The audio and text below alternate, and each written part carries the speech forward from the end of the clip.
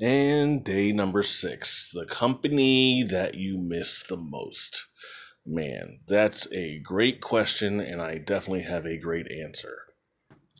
And for me, there's not even like a top 5 companies I miss. I really only grew up with like 2 companies. Yeah, I knew who the Von Erichs were. Kerry Von Erich. I knew who he was before he was a Texas Tornado.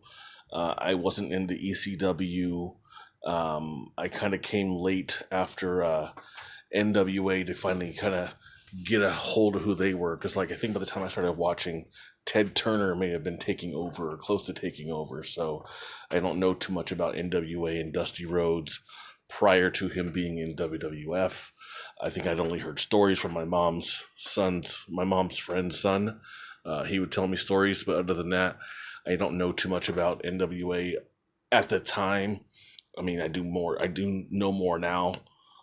Like the Magnum TA, Tully Blanchard, I quit match in the best of 7, I think. And I think that was Magnum and Nikita. There's just a bunch of stuff that I missed that I wasn't around for. Didn't watch Smoky Mountain Wrestling. Like I said, didn't watch ECW, either run, the original or the second run.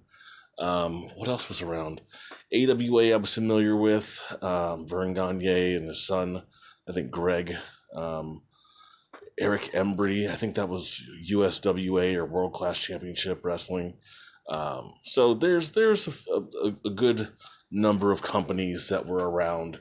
I'll say prior to 2000, before WCW shut down, or I guess was bought out really, before they were bought out, and AWA was already gone, USWA was already gone, Smoky Mountain was gone, ECW was pretty much going downhill too, because Guerrero and Benoit and Pillman and Austin, they had been in ECW and they had been in also WWF, so they didn't have anyone left. I don't know what year they actually shut down, but if you think of ECW, you think of Sandman, you think of Dreamer, you think of maybe Mikey Whipwreck, you think of the Dudleys, you think of who else did I say? Guerrero and Benoit, Saturn, I think Raven, all these people who ended up in WCW and or WWF at some point and had a pretty good run there too. Became known, maybe not Raven so much, but a lot of other people did, and it was just WWF just took over, man. They just took over, and like I said, there was one company that I really, really miss. There's only one. I'm not going to do a top 5. I'm just going to say who I miss, and the company is, of course, WCW. Now, you can go back and say NWA too, because the way I remember looking at some of those old shows that would come on, weekly, I think before the Power Hour, just NWA Worldwide or whatever it was, it felt more like the NXT shows, and you would have your interviews and maybe small vignettes, a few vignettes or whatever. I think it was only an hour show. And you had your matches, a lot of squash matches. You would have the Road Warriors in there squashing some tag team. And then if you watched episode after episode after episode, you watch 3 episodes in a row, you'll see that same tag team against somebody else in the next episode wearing the same exact thing. So to me, I'm like, oh, they taped several shows in one day, and then kind of just use the footage week after week after week, which is fine. And that's why you would have tape delays as far as championship reigns, so someone would maybe lose a championship on let's say they recorded them on a Sunday, we'll say May 1st, but it doesn't air until May 15th, and you're like, oh, the champion lost, but yeah, the champion really lost 2 weeks ago. So, when you look at Wikipedia and you look at some of that stuff, you're like, oh, okay, so that already happened. Looking back now, not at the time, because that was not around back then. But WCW to me was just the Monday Night Wars. We know that WCW was winning many, many weeks in a row. I think it was 50 to 80 weeks in a row. I can't remember how many it was, but they were leading that war with ratings, and they were very, very popular. And obviously the length of the NWO run and Hogan having too much creative control, and of course thinking primarily about his career, which I don't blame him, because who else's career you're going to think about unless it benefits you? Not everyone's a team player. Let's just keep it real, because that's just what it is.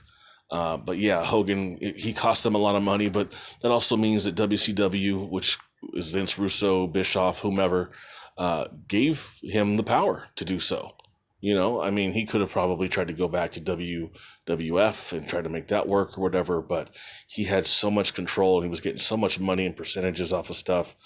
And they just ran with the storyline, I think, for NWO so long. And there was the LWO, the BWO, the NWO Red and Black, NWO Black and White, and there was, people trading in between, and there was Team WCW. Like, there's just so much shit going on. You're like, I can't follow all this stuff. I just can't.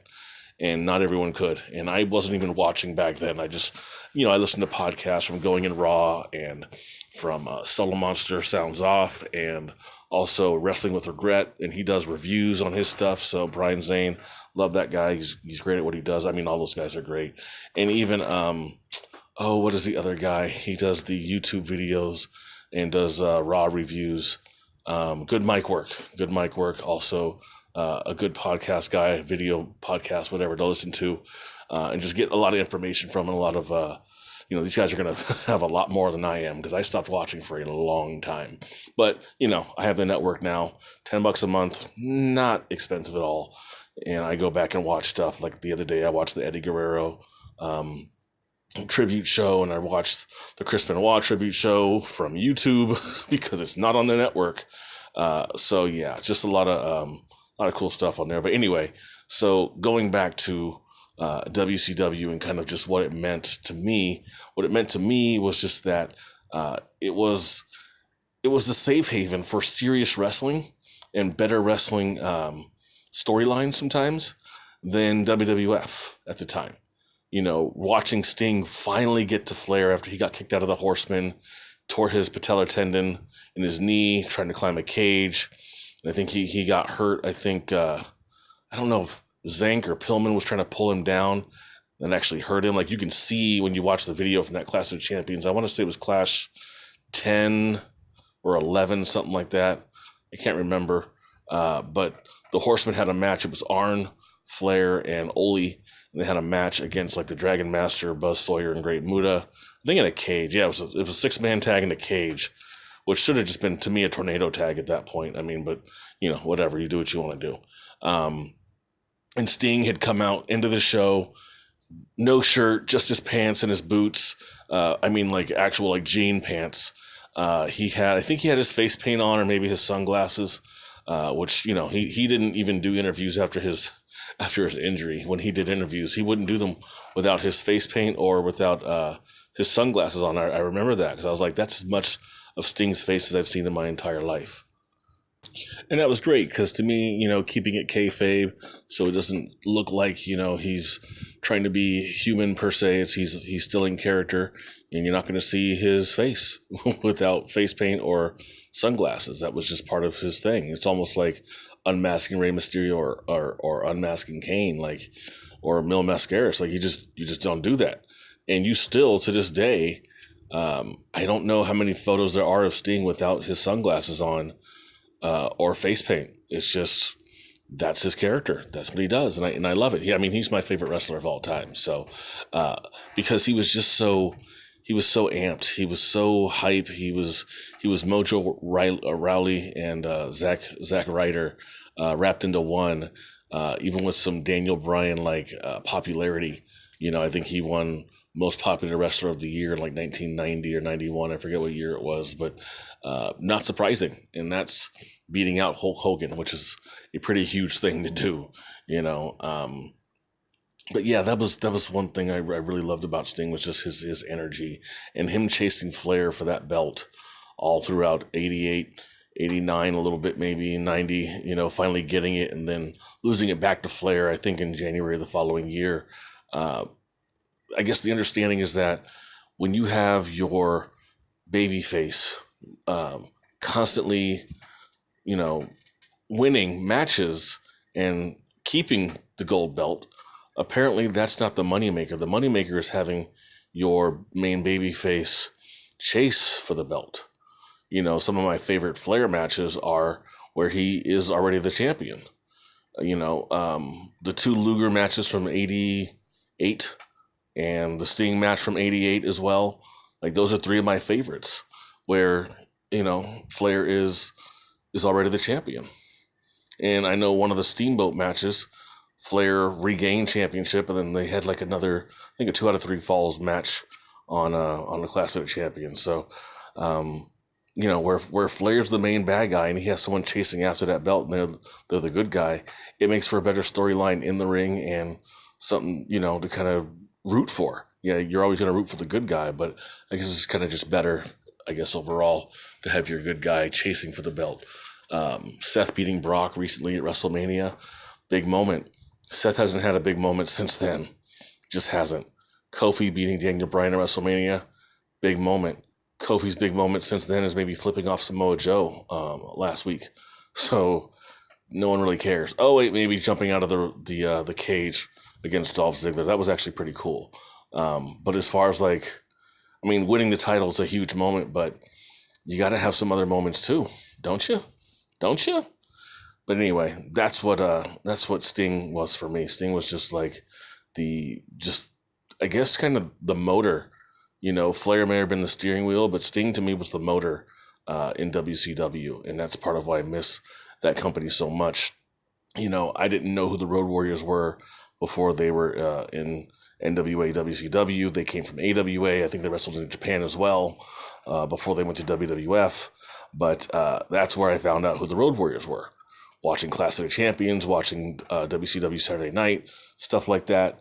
That was great. Seeing highlights from Great American Bashes and stuff like that. It was great. It was really, really awesome. I already mentioned Lex Luger. Great. One of the greatest physiques of all time in professional wrestling. I'm pretty sure he did roids at some point. I can't confirm or deny that he did. Just saying, I think he did. But yeah, he was not a great wrestler in the ring, but when he was facing somebody who was really good, it made him look good. I saw a match against him, with him and Goldberg. It was a shit match. It was like 98, 99, somewhere in there. It was shitty. It was one of the worst matches I think I'd ever seen between one guy who's definitely a veteran in Luger. At that point, it's probably 10 to 12 years that he'd been wrestling. And then Goldberg had been kind of new. And it was a bad match, and Goldberg was not known for putting on good matches. I'll give Luger some credit and say he put on better matches, but when he wrestled people who were better than he was. So that means Flair, Steamboat, Sting, Steiner's, matches against Dusty, etc. Stuff like, or maybe even Muda. And I know that, botches happen. I remember watching Starrcade 89, and Sting and Luger had like some clothesline that was supposed to lead to Luger going over the top rope through Sting's momentum, and it just didn't happen, and it just looked so like, God, that was botchy. It was so bad. But there weren't a whole lot of botches as far as his earlier career before Miss Elizabeth basically became his manager and real life girlfriend and stuff like that. So either way, Lex Luger was also really, really fun to watch. He was great for me as a heel, always kind of turning his back on Sting. That was kind of the thing that I would always like to see Sting maybe get his revenge on Luger. Like, I'll still watch old matches between the two of them, and I loved it. I absolutely loved it. Other guys from there that I really liked, I think three of the best tag teams of all time to me really shined and outshined a lot of other tag teams in any other company ever since then. And they came from WCW or got the height of their popularity from WCW and WA. That would be the Steiner brothers, Rick and Scott, who were legit wrestlers, and Arn Anderson and Tully Blanchard, two of the Horsemen, who also had the tag team championships. And matter of fact, you can throw in another tag team. Matter of fact, you could probably throw in 2 more tag teams as far as maybe top 10 tag teams of all time. Your Rock and Roll Express, Robert Gibson and Ricky Morton, and also the oh God, you gotta add. Actually, there's another one. The Midnight Express, Stan Lane and Beautiful Bobby Eaton, with Jim Cornette. But then I also forgot about the Freebirds. Now, some would say Gordy and Buddy Jack and Hayes are the real Freebirds, and Jimmy Garvin doesn't count. But when I started watching wrestling, Jimmy Garvin became a Freebird, and he was a Freebird as far as from when I started wrestling or watching wrestling to when I stopped watching. He'd been a Freebird. He's now a pilot, which is really cool. So kudos to him. But he and Hayes are now in the Hall of Fame. And they came out, I think it was a year or so ago, and they came out and did their dance, Bad Street, Atlanta, GA. It was great. It's great. I loved it. I think some of the greatest tag teams got to the height of their popularity and their notoriety through WCW. There was never, I think the Freebirds actually wrestled in WWF before they went to World Class and became far more popular. But they weren't, I don't think they were there very long. And then they went to World Class and obviously blew up from there, fighting the Von Erichs forever. The Road Warriors came over to WWF in like 1990, 91. The Nasty Boys came over as well. It's another tag team that might be in your top 30. The Powers of Pain, they were WWF too, but they were NWA before that. Even Smash from Demolition had also been in NWA. He was Crusher Khrushchev. I think he may have also been AWA as well. But yeah, Smash, he was in NWA as well. So, but anyway, Arn and Tully, those two are considered arguably the best tag team of all time. And it's not necessarily because they were great wrestlers like the Steiners, but that they were great storytellers in the ring, being the heels and cheating and all that kind of stuff. It was great. They did a great job doing that. I would have loved to see a match between the two of them and Rick and Scott Steiner for tag titles. I would have loved to see a feud, disqualifications, countouts, cheating for the Horsemen to keep winning, and then eventually for the Steiners to take it like it maybe in a steel cage match or, Falls Count Anywhere or elimination or something like that. I would have loved to see like an end to that feud, and then a rematch, and then have the Steiners continue beating other teams or something like that. WCW also gave you the Samoan Savage, which I believe became... No, wait. Samoan Savage, that was Tama. Tama from the Islanders. He wrestled with Haku, and they wrestled under, I think, Slick or Bobby Heenan was their manager. I forget who it was at some point. But yeah, that whole Samoan SWAT team and the Samoan Savage, that was Samu and Fatu. Fatu was also known as Rikishi. So you got that too. I mean, it's really funny to see a 1990-91 Fatu Rikishi versus what you saw in the late 90s, early 2000s. You're like, holy cow, that is a much larger man, much later in his career. But he was still doing his thing. And he was also one of the head shrinkers. I mean, matter of fact, I think it was Samu and Rikishi doing the head shrinker thing. I forget who their manager was. It may have been Cornette. But they were the head shrinkers in WWF, and they wrestled the Steiners, just like they did in WCW when they were the Samoan SWAT team. So I think that was great too. Like, there's a lot of names that if you really look at their careers, some of their notoriety as far as their career overall, like Steamboat was in WWF overall for maybe a total of 6 years or so. And that included one IC championship reign, and that's it. The last thing I remember before he went to WCW to wrestle Flair for the Flair for the Gold. No, just kidding. Before he wrestled Flair for the championship at the, was it Chi-Town Rumble, I think? In 80, no, that may have been 88.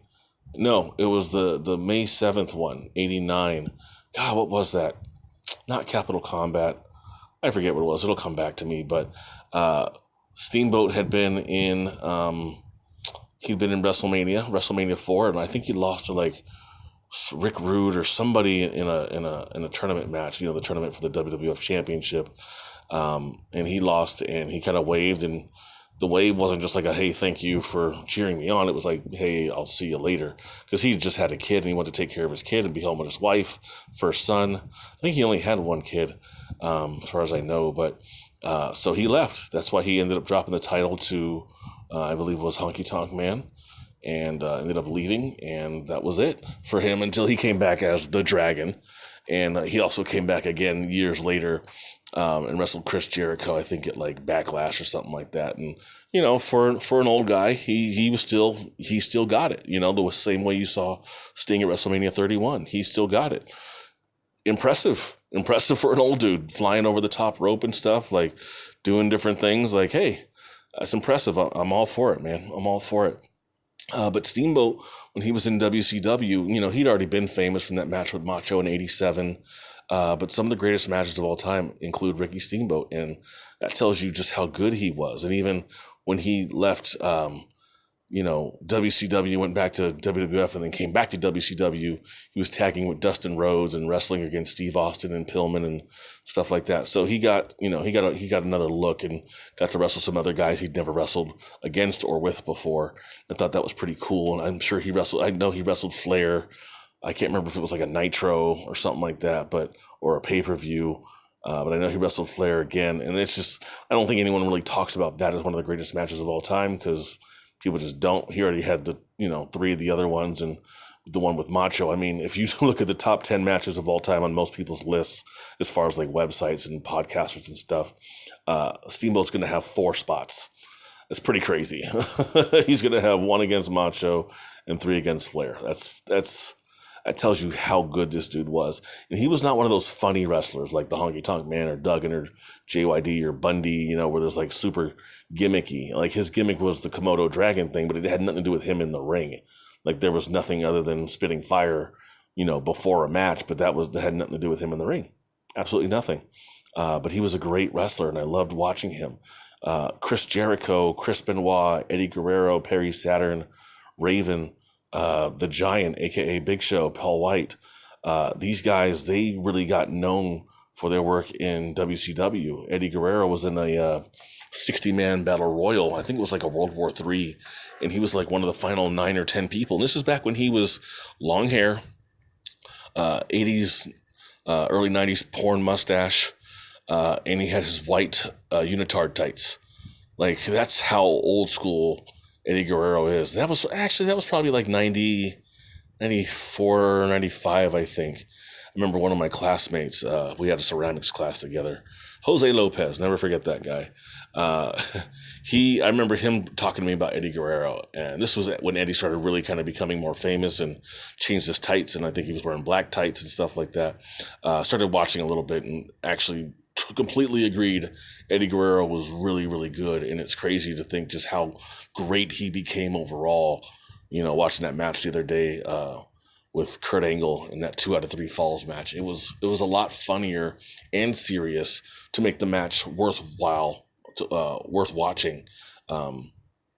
Makes it funny and serious, so it makes it worth watching. So Eddie Guerrero, great for that as well. Other wrestlers you're going to remember from WCW/NWA days, Dusty Rhodes. He was one of the great wrestlers before he went to WWF, became the polka-dotted prince, so to speak, son of a plumber. One of the greatest promos of all time, Dusty Rhodes. Hard Times, Gold Watch, just really, really tapping into the blue-collar people in the South and in maybe the Midwest. And, we got blue-collar people out here in California and the West too, but NWA, WCW wasn't really broadcast out here too much. You had to find it, and they weren't promoted out here really either. That was all Hulk Hogan, Beach Blonde. Dusty Rhodes was heavy set. He was fat. He's not somebody that Californians would really maybe connect with because he doesn't have the beach body. Sting had the beach body. Sting was built from Venice Beach, California. A lot of other guys were, Luger and the Road Warriors were from Illinois, Chicago, Illinois. Flair was from North Carolina. Dusty was from Texas. And Arn and Tully, I don't even remember where they were from. Maybe the South or the Midwest, but Sting was California. That's just what it was. But anyway, Dusty I don't think he really would have connected with Californians because even when he went to WWF, yeah, he was fun, but I don't think you really wanted to see him, holding the main title. I don't think you would have wanted to really see him, you would have gotten excited if he would have beaten, who would he have beaten? I don't know who would have wrestled. Who was the champion? I think maybe Hogan was champion or Warrior was or something. I forget who it was, but either way, it's one of those things like, is he really going to put asses in seats like WWF seats compared to, NWA, WCW seats in the South? It's way different. It's way different. It's 2 different kind of crowds. It's cultural as well. And I don't think he would have done that. But he was fun nonetheless. He knew how to cut a promo. He was exciting. He was funny. His feud with the Boss Man, stealing Boss Man's hat and stealing Boss Man's baton. getting handcuffed by Boss Man. Like, that was a cool little segment in a match or after a match. So there were some cool things that went on with Dusty Rhodes and all that. Other people, I'm trying to remember who else was really fun to watch back then. I'm trying to remember. I'm kind of tripping out right now because I think my room just shook a little bit. I don't know. I felt like we just had an earthquake. Like, we had 2 earthquakes about a week ago, and we had one, I guess, like the other day. And I don't know, it just felt really weird just now. Anyway, I can't remember too many other wrestlers that just like really stand out as far as, I mean, I guess I could talk about the NWO. Hogan, Nash, and Hall. We all knew who they were, especially Hogan.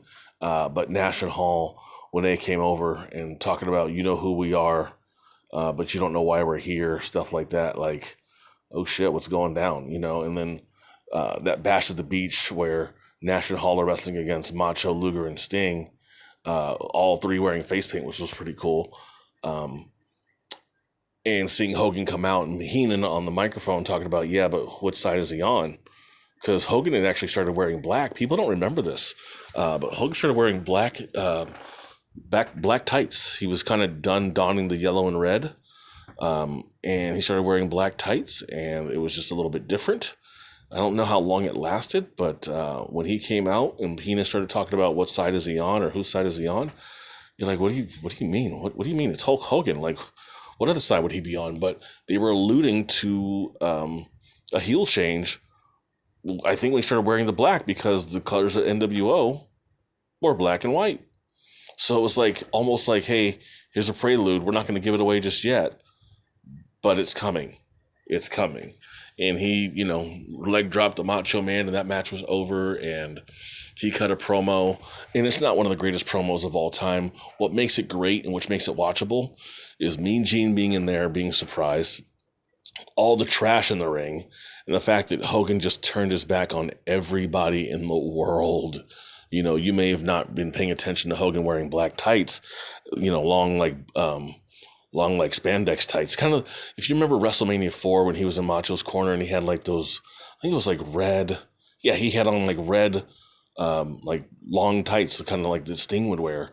No logos or anything like that, just red long tights and boots, and you get like a shirt on or whatever. Maybe he didn't have a shirt on, but that's kind of what he was wearing.